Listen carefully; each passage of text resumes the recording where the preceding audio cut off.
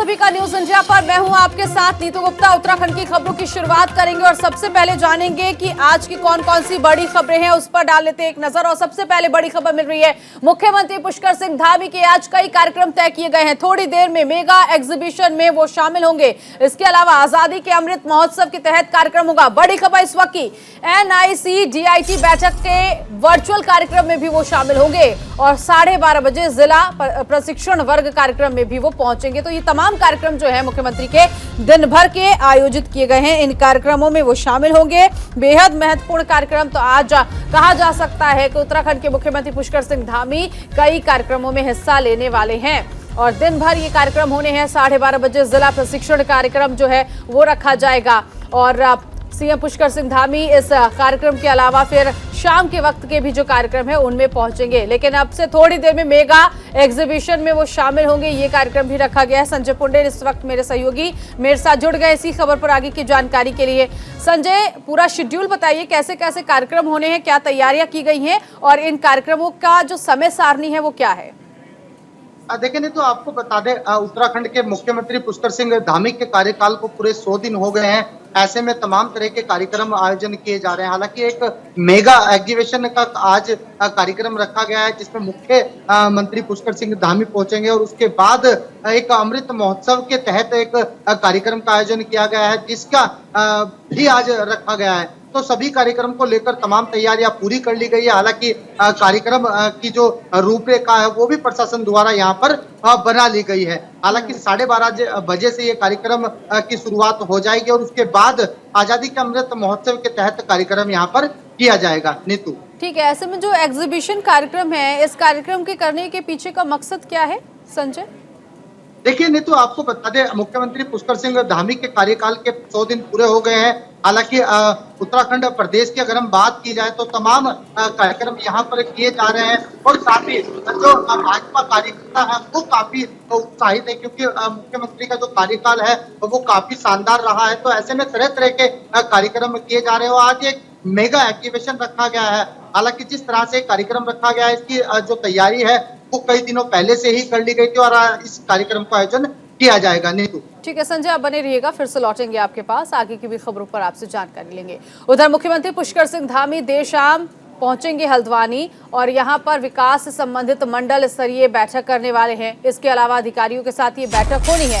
मुख्यमंत्री धामी काठ गोदाम सर्किट हाउस में ये बैठक लेंगे। तो बड़ी खबर इस वक्त की आपको बता रहे हैं, जहां मुख्यमंत्री पुष्कर सिंह धामी आज एक बैठक करेंगे। आपदा विकास से संबंधित जो तमाम अधिकारी हैं इस बैठक में शामिल होंगे। अधिकारियों के साथ ये बैठक की जानी है और इस बैठक में क्योंकि जिस तरह से इस वक्त स्थिति बनी हुई है, कई जगहों पर भूस्खलन की घटना हो चुकी है, सड़क हादसे भी कई आ चुके हैं। ऐसे में जो आपदा आ रही है इससे कैसे निपटा जाए, इसको लेकर इस बैठक में चर्चा होगी। साथ ही साथ आपको बता दें कि उत्तराखंड में विकास के क्षेत्र को लेकर भी मुख्यमंत्री चर्चा करने वाले हैं क्योंकि इससे पहले पर्यटन के क्षेत्र को लेकर जिस तरह से समिति का गठन करने का ऐलान मुख्यमंत्री की तरफ से किया गया, आज भी ये बैठक बुलाई गई है जिसमें कई बड़ी बातें जो है मुख्यमंत्री की तरफ से की जाएंगी। संजय लगातार हमारे साथ बने हुए हैं मेरे सहयोगी।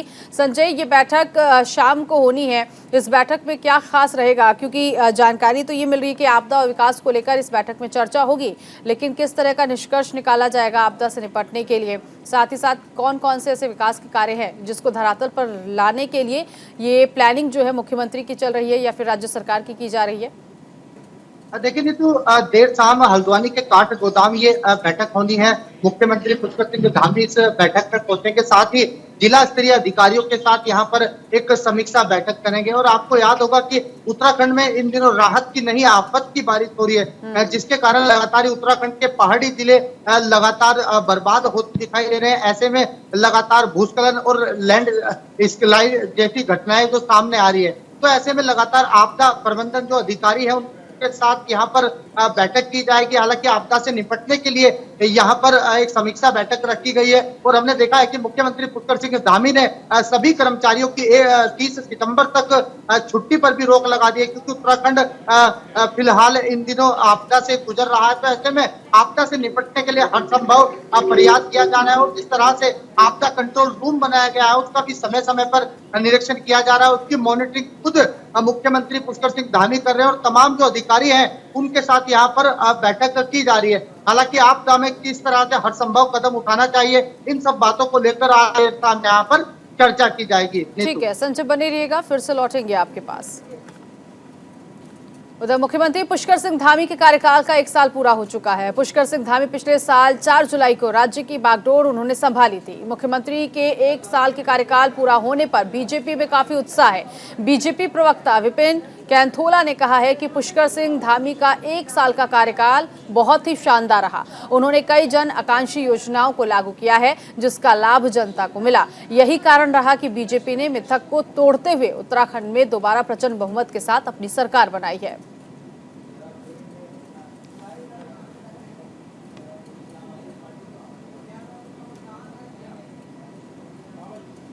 हरिद्वार में कावड़ मेले को लेकर गढ़वाल मंडल आयुक्त के नेतृत्व में सीसीआर में इंटरेस्ट बैठक हुई है और ये इंटर स्टेट बैठक की गई, जहां पर बैठक में उत्तराखंड के आसपास के तमाम राज्यों के अधिकारी शामिल हुए। कावड़ मेले को सकुशल संपन्न कराने को लेकर चर्चा की गई। गढ़वाल मंडल आयुक्त सुशील कुमार ने बताया कि कावड़ यात्रा को शांतिपूर्वक संपन्न करने के लिए उत्तराखंड का प्रशासन सतर्क है। कई राज्यों के लाखों कावड़िए यूपी के रास्ते उत्तराखंड की सीमा में प्रवेश करते हैं, जिनको नियंत्रित करना सबसे बड़ी चुनौती है।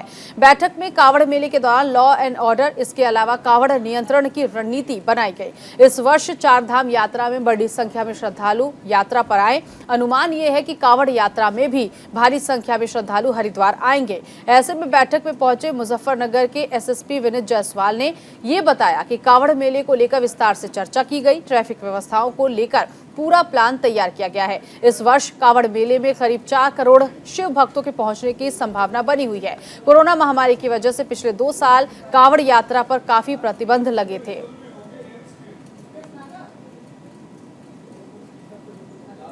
मैं एसएसपी मुजफ्फरनगर और हमारे डीएम साहब और हमारी पूरी टीम यहाँ पे मौजूद थी। कई इशूज़ थे जिनको यहाँ पे डिस्कस किया गया ताकि एक कंपोजिट ट्रैफिक प्लान हमारे द्वारा बनाया जा सके, ताकि किसी भी कांवड़ियों को किसी भी प्रकार से या आम जनमानस को भी किसी भी प्रकार से कोई असुविधा ना हो। इसी दिशा में सब लोग काम कर रहे हैं और हमें उम्मीद है कि बहुत सकुशलता से और अच्छे तरीके से हम इस कार्यक्रम को संपन्न कराएंगे। ये पर्याप्त संख्या में जो है पुलिस और प्रशासनिक अधिकारियों की ड्यूटी उसमें लगाई जा रही है। तमाम और तरीके की पीस कमेटी मीटिंग्स लेकर और जितने भी इनसे संबंधित स्टेक होल्डर्स हैं सभी से लगातार संवाद किया जा रहा है ताकि कहीं भी किसी प्रकार के कन्फ्यूजन की। कोऑर्डिनेशन स्टेट लेवल की हुई थी जिसमें 5 राज्यों ने भाग लिया था। तो ये कि इसको बहुत ही संयमित ढंग से रखेंगे, अगर नहीं तो सुप्रीम कोर्ट के जो गाइडलाइन है अकॉर्डिंग उसके जो है हम नियंत्रित करेंगे। 3.5 करोड़ के आसपास 2019 में आए तो इस बार जो देख रहे सुनने में भी आए, ये फीडबैक भी मिला है हमें कि काफ़ी संख्या में 4 करोड़ से ऊपर की इनकी संख्या हो सकती है। तो उसी के अनुसार से हम लोगों के द्वारा पुलिस बल भी उतना ही ज़्यादा संख्या में अर्धसैनिक बल, पीएसी और हमारे पूरे उत्तराखंड की पुलिस को हम इस व्यवस्था को संभालने के लिए लगाएंगे। तो कांवड़ यात्रा को लेकर तमाम जो व्यवस्थाएं हैं उन्हें सुनिश्चित की जा रही है कि किसी तरह की कोई कमी ना हो, चाहे वो ट्रैफिक व्यवस्था हो या फिर ठहरने की व्यवस्था हो। संजय लगातार हमारे साथ बने हुए हैं। संजय, अगर कहा जाए सावन का महीना शुरू होने वाला है, लगभग अब बस 1 हफ्ते का वक्त और बचा है और सावन का महीना शुरू होते ही कांवड़ यात्रा भी शुरू हो जाएगी। तो कुल मिलाकर कहा जा सकता है कि अब 1 हफ्ते का समय है, जो भी तैयारियां अंतिम क्षण में है उन तैयारियों को पूरा किया जाना बहुत जरूरी है। ऐसे में कितनी तैयारियां हो चुकी हैं और क्या कुछ इस बार खास देखने को मिलेगा, क्योंकि 2 साल से कोरोना की वजह से कांवड़ यात्रा जिसमें कई तरह के प्रतिबंध लगाए गए, डीजे को लेकर भी मनाही हो गई थी, तो इस बार क्या खास होगा, क्या तैयारियां आप देख रहे हैं? लेकिन तो आपको बता दें 14 जुलाई से कांवड़ यात्रा शुरू हो जाएगी। ऐसे में कांवड़ यात्रा की तैयारी को लेकर अब अंतिम रूप दिया जा रहा है और यही वजह है कि अब जिला स्तरीय अधिकारियों की हाई लेवल बैठक हो रही है। हालांकि एक बैठक की गई, उसमें सीमांत जिलों के सभी अधिकारी मौजूद रहे और कांवड़ यात्रा को किस तरह से भव्य रूप देना है इसको लेकर तमाम चर्चाएं की जा रही है, क्योंकि हमने देखा है कि 2 साल के बाद कांवड़ यात्रा चलनी है। ऐसे में कहीं ना कहीं श्रद्धालुओं की संख्या 4 करोड़ के पार बताई जा रही है, क्योंकि बीते 2019 में जब कांवड़ यात्रा चली थी उसमें हमने देखा है कि 3 करोड़ से ज्यादा श्रद्धालु हरिद्वार पहुंचे थे। लेकिन कोरोना महामारी रही है, तो ऐसे में 2 सालों तक कांवड़ यात्रा स्थगित रही है और कांवड़ यात्रा की तैयारी को लेकर जिला प्रशासन कोई भी कोताही नहीं बरतना चाहता और यही वजह है कि अब लगातार बैठकें की जा रही है और सभी अधिकारियों को निर्देश दिए जा रहे हैं कि अपने अपने विभागों को लेकर तमाम तैयारियां पूरी कर ले। हालांकि 10 तारीख का समय रखा गया है और 10 तारीख से पहले सभी विभागों की तैयारी पूरी करने के निर्देश दिए हैं। ऐसे में सीमांत जिलों से आए एसएसपी और डीएम ने यहाँ पर एक प्रेस वार्ता की है, तो उसमें तमाम अधिकारी मौजूद रहे तो और कांवड़ यात्रा की अंतिम तैयारी को लेकर रूप दिया गया है। तो कहा जा सकता है कि कांवड़ यात्रा में कोई कमी न रहे, इसको लेकर तमाम यहाँ निरीक्षण किया जा रहा है और जिस कांवड़ यात्रा पटरी पर चलनी है उस पर भी कहीं ना कहीं यहाँ पर जायजा लिया जा रहा है। हमने देखा है कि जब किसी भी तरह का हरिद्वार में मेला होता है उसमें सबसे ज्यादा जो स्थिति है वो जाम की बन जाती है और स्थानीय लोग होते हैं उन्हें काफी दिक्कतों का सामना करना पड़ता है। ऐसे में लगातार हरिद्वार जिला प्रशासन द्वारा भी यहाँ एक रोड मैप तैयार किया गया है ताकि कांवड़ के चलते स्थानीय लोगों को दिक्कत ना हो, वो भी अपना कामकाज कर सके और कांवड़ जो यात्री हैं, श्रद्धालु हैं, उन्हें भी कोई दिक्कत ना हो। तो तमाम बातों को ध्यान में रखते हुए यहाँ कांवड़ की तैयारियों को अंतिम रूप दिया जा रहा है और 14 तारीख से कांवड़ शुरू होने से पहले सभी तैयारियां यहाँ पर पूरी कर ली जाएगी। नीतू, ऐसे में संजय, सुरक्षा की दृष्टि से अगर देखा जाए तो सुरक्षा के क्या इंतजाम किए जा रहे हैं? पुलिस प्रशासन को किस तरह की जिम्मेदारियां जो है उनके बड़े अधिकारी ने दी है और साथ ही साथ क्या ड्रोन से भी निगरानी रखी जाएगी? क्या इस तरह की भी व्यवस्थाएं देखने को मिलेगी? देखिए नीतू, सुरक्षा के लिहाज से मेला क्षेत्र को कई सेक्टर और जोन में बांटा गया है। ऐसे में एक कंट्रोल रूम बनाया गया है जहां पर एलईडी लैस होगा और वो तमाम जो मेला क्षेत्र होगा उस पर ड्रोन से निगरानी रहेगी। हालांकि कांवड़ पटरी पर भी यहाँ कैमरे लगाए जाएंगे ताकि श्रद्धालुओं पर नजर रखी जा सके और जिस तरह से हमने देखा है कि हरिद्वार में बीते दिनों कई आपराधिक घटनाएं हुई है उनको लेकर भी यहाँ लगातार एक टीम गठित की है और तमाम जो घाट है वहां पर भी सीसीटीवी लगाए गए हैं। सुरक्षा के लिहाज से तमाम जो इंतजाम है वो कर लिए गए हैं और 10 तारीख तक सभी तैयारियां हैं पूरी कर ली जाएगी। ठीक है संजय, आप बने रहिएगा, फिर से लौटेंगे आपके पास। उधर कांवड़ मेला शुरू होने में अब केवल 1 सप्ताह का समय ही बचा हुआ है। ऐसे में जिला प्रशासन एड़ी चोटी का जोर लगाता हुआ दिखाई दे रहा है। आपको बता दें, जहां एक तरफ कांवड़ मेले को लेकर जिलाधिकारी लगातार बैठक कर रहे हैं तो वहीं दूसरी तरफ अब नगर निगम भी कांवड़ मेले को लेकर तैयारियों में जुटा हुआ है। तैयारी को लेकर मुख्य नगर आयुक्त दयानंद सरस्वती ने जानकारी दी है कि करीब 2 साल से कोरोना काल के चलते कांवड़ मेला स्थगित किया गया था। इस बार कांवड़ मेला दिव्य और भव्य हो, इसकी तैयारी की जा रही है। आपको बता दें, शिव भक्त भी इस बार कांवड़ मेले को लेकर काफी उत्साहित नजर आ रहे हैं। ऐसे में कांवड़ मेले में अत्यधिक संख्या में श्रद्धालुओं के आने की संभावना बनी है, जिसके चलते पूरा प्रशासन महकमा अपनी अपनी तैयारियों में जुटा हुआ है।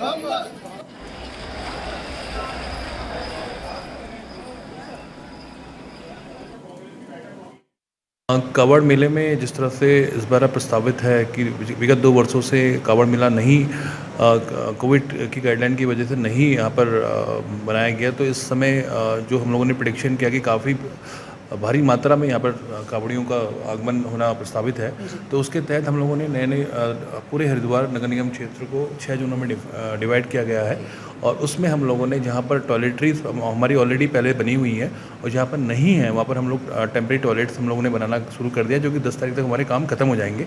तो ऐसे हम लोग 200 टॉयलेट्स बना रहे हैं। हर हमारा प्लान ये है कि हर 100 मीटर या 200 मीटर पे हम लोग एक महिलाओं के लिए और एक पुरुष के लिए एक शौचालय की व्यवस्था कर सकें।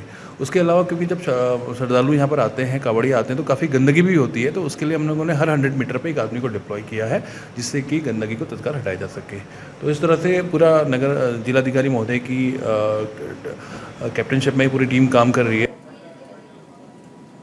उधर देश में चल रहे घटनाक्रम और देहरादून के न्यू कैंट रोड पर धरने प्रदर्शन पर रोक जैसे मुद्दों को लेकर कांग्रेस प्रदेश मुख्यालय में सर्वदलीय बैठक आयोजित की जानी है। कांग्रेस पार्टी के अध्यक्ष करण माहरा के आह्वान पर कांग्रेस मुख्यालय राजीव भवन में राज्यों और देश के ज्वलंत मुद्दों पर चर्चा होगी। इस बैठक में विपक्षी दलों के नेता भी हिस्सा लेंगे। कांग्रेस पार्टी के वरिष्ठ मीडिया पैनलिस्ट राजीव महर्षि ने कहा कि जिस तरह से स्थिति भारतीय जनता पार्टी ने इस देश की कर दी है, उससे ये साफ हो जाता है कि बीजेपी सरकार देश में सांप्रदायिक सद्भावना खराब करने का काम कर रही है। उन्होंने ये भी कहा कि इसको लेकर सभी विपक्षी दल इकट्ठा होंगे और एक सर्वदलीय बैठक में हिस्सा लेकर चर्चा करेंगे।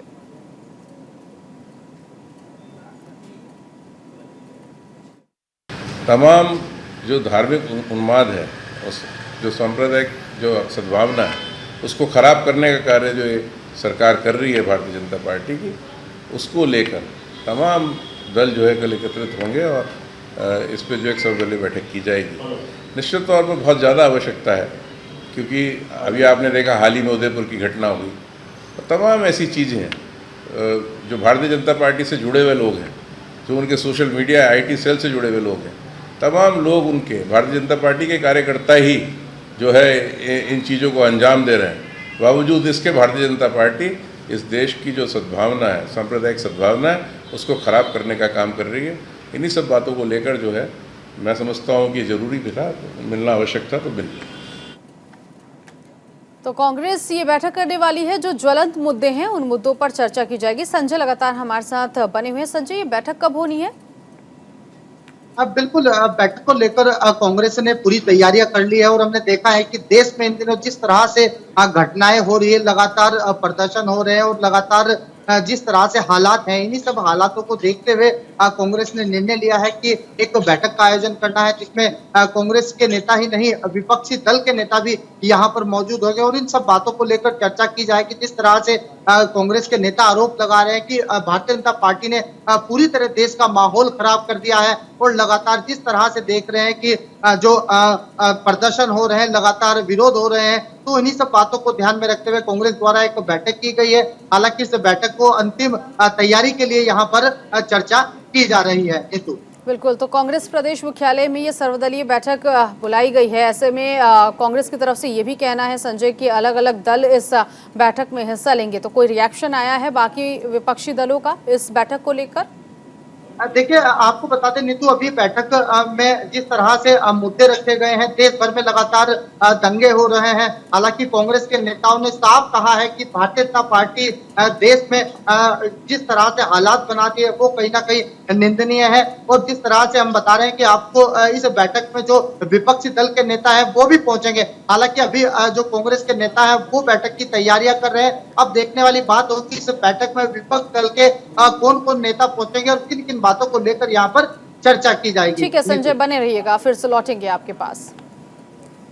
और अब खबर हरिद्वार से मिल रही है, जहां विधानसभा अध्यक्ष ऋतु खंडूरी ने हरिओम सरस्वती कॉलेज में स्वर्गीय डॉक्टर तेजेंद्र सिंह सैनी की प्रतिमा का अनावरण किया। इस दौरान ऋतु ने कहा कि शिक्षा किसी भी देश के निर्माण की आधारशिला होती है। हर व्यक्ति समाज का अभिन्न हिस्सा है और इसीलिए शिक्षा ऐसी होनी चाहिए जो न केवल छात्रों में बौद्धिक क्षमता और कौशल का विकास करे, बल्कि उनके नैतिक मूल्य और चरित्र को भी सुदृढ़ बनाए। उन्होंने स्वर्गीय डॉक्टर तेजवीर सिंह सैनी के समाज कल्याण के कार्यों को स्मरण कर उन्हें श्रद्धांजलि अर्पित की। श्री निरंजनी अखाड़ा के आचार्य महामंडलेश्वर स्वामी कैलाशानंद गिरी महाराज भी प्रतिमा के अनावरण के दौरान मौजूद रहे। उन्होंने कहा कि जैसे डॉक्टर तेजवीर सिंह सैनी ने अपने इस घाट क्षेत्र में इतना बड़ा अनोखा काम किया है, जिससे युवाओं के समक्ष कई क्षेत्रों में अवसर उपलब्ध हैं।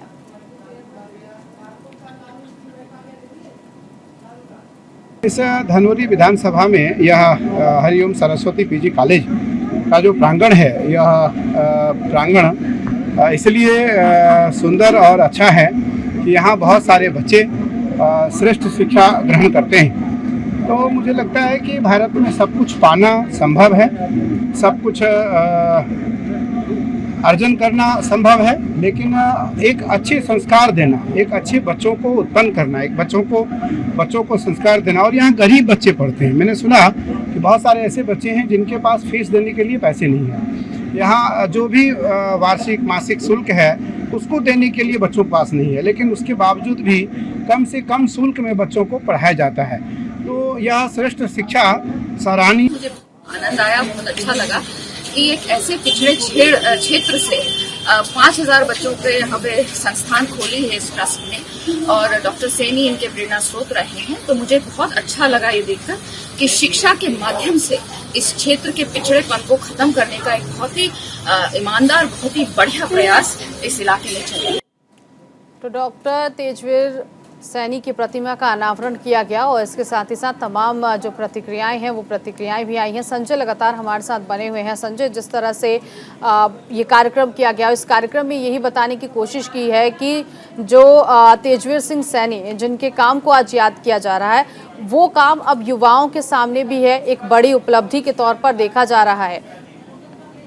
बिल्कुल नीतू, हरिद्वार की कलियर विधानसभा में एक कार्यक्रम का आयोजन किया गया। हालांकि एक डिग्री कॉलेज में कार्यक्रम रखा गया जहां पर डॉक्टर तेजवीर सैनी की प्रतिमा का अनावरण किया गया है। हालांकि इस कार्यक्रम में संत कैलासानंद महाराज और विधानसभा अध्यक्ष रितु खंडूरी पहुंची, जहां पर इनका जोरदार स्वागत किया गया। हालांकि इस दौरान विधानसभा अध्यक्ष रितु खंडूरी ने कहा है कि जिस तरह से शिक्षा के क्षेत्र में तेजवीर सैनी ने बढ़ावा दिया है वो कहीं ना कहीं सराहनीय है, और जिस तरह से एक पिछड़ा वर्ग यहाँ पे उनको कहीं ना कहीं बढ़ाने का काम किया है। और हमने देखा है कि गहाड़ क्षेत्र होने के बावजूद भी यह क्षेत्र शिक्षा की नगरी में बहुत आगे देखा जा रहा है। तो कहीं ना कहीं ये सराहनीय है और इन्हीं सब बातों को रखते हुए यहाँ पर कार्यक्रम का आयोजन किया गया है। ठीक है, बहुत शुक्रिया संजय, इन सभी खबरों की जानकारियां दर्शकों तक पहुंचाने के लिए। आगे बढ़ेंगे। खबर धर्मनगरी हरिद्वार से ही है, जहां अखाड़ों की अकूत संपत्ति पर भू माफियाओं की नजर बनी रहती है। इसकी रोकथाम के लिए हरिद्वार में कई अखाड़ों के साधु संतों ने